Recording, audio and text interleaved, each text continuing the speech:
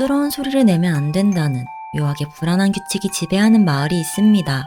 마을 사람들은 속삭이듯 살아가고 아이들조차 웃음이나 비명을 삼켜야 하죠.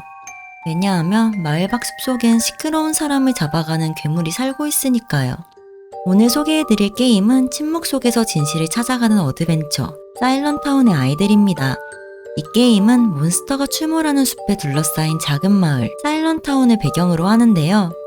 이 마을에서는 사람들이 사라지는 것이 일상이 되어 있으며 마을 사람들은 큰 소리를 내지 말아야 하는 독특한 규칙을 가지고 살고 있습니다. 이 게임의 주인공은 소녀 루시입니다. 루시는 큰 소리를 내면 숲속 괴물에게 잡혀간다는 두려움 속에서 하루하루를 살아갑니다. 하지만 사라진 어머니와 잇따른 실종 사건의 비밀을 밝히기 위해 루시는 금기를 깨고 조용히 마을을 탐험하기 시작하는데요. 플레이어는 루시가 되어 마을과 숲을 오가며 단서와 아이템을 수집하고 노래라는 독특한 능력을 통해 사람들의 기억과 감정을 엿보며 서서히 진실의 조각을 맞춰나가게 됩니다. 그렇게 점차 숲속 바깥의 괴물에 대해 관심을 가지게 되죠.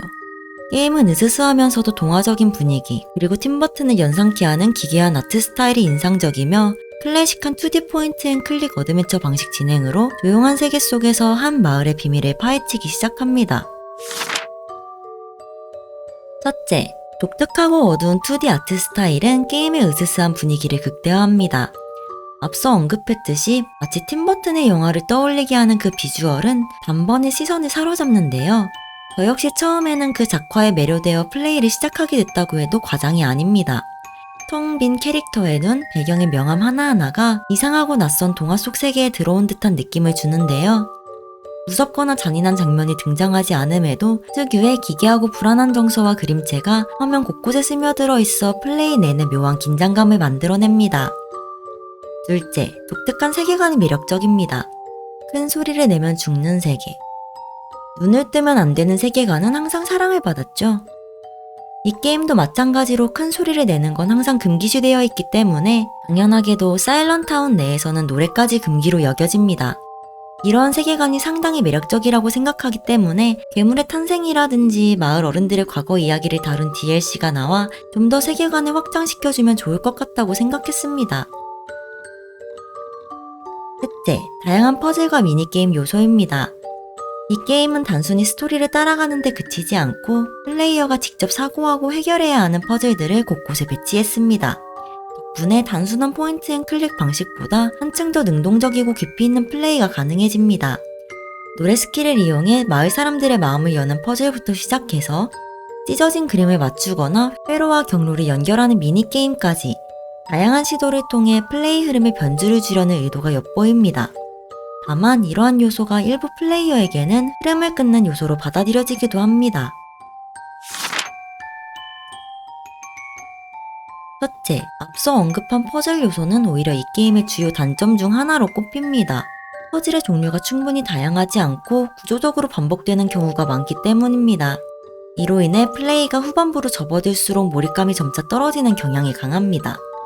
저만 해도 초반에는 퍼즐들이 신선하게 느껴졌지만 계속해서 비슷한 형태의 문제를 마주하게 되니 피로감이 상당히 많이 느껴지더라고요. 플레이어가 지루하지 않도록 퍼즐의 난이도는 점점 높아지지만 이미 구조가 반복된다고 느낀 유저 입장에선 오히려 피로감이 커지게 되는 구조입니다. 둘째, 전반적으로 느린 진행 속도입니다. 포인트 앤 클릭 장르의 특성상 일정 수준의 느린 템포는 불가피하다고 여겨지지만 이 게임은 그 범위를 조금 넘어서 있습니다. 탐색과 대화 중심의 전기가 길게 이어지다 보니 긴장감이 완만하게 흘러가며 때로는 지루하게 느껴지기도 합니다. 미스터리 요소 자체는 충분히 흥미롭지만 그것이 뚜렷한 전개나 카타르시스로 폭발하지 못한다는 점이 아쉽습니다. 밤에 방송으로 켜두면 서서히 졸음이 찾아올 만큼 잔잔한 리듬이 계속 이어지는 편입니다.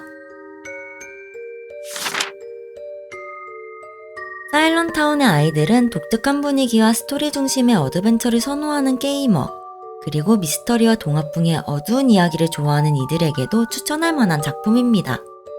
다양한 퍼즐과 창의적인 게임 플레이를 즐기면서도 지나치게 자극적이지 않은 호러 분위기를 원하는 유저분들에게는 더할 나위 없이 적당한 난이도라고 생각합니다. 다만 진행 속도에 여유를 두고 몰입하는 것을 선호하지 않는 플레이어라면 답답함을 느낄 수도 있습니다.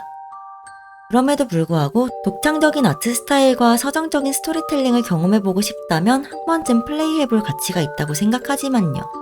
분명 누군가에게 적극적으로 추천하기엔 어려운 작품이지만 다양한 인디게임을 즐기는 유저분들이라면 한 번쯤 해보셔도 나쁘지 않을 것 같습니다. 이렇게 사일런타운의 아이들 리뷰가 마무리되었는데요. 앞으로도 독특하고 흥미로운 인디게임들을 꾸준히 소개해드릴 예정이니 게임 추천을 받고 싶으시다면 좋아요와 구독, 알림 설정까지 부탁드립니다. 지금까지 문기였습니다. 웅바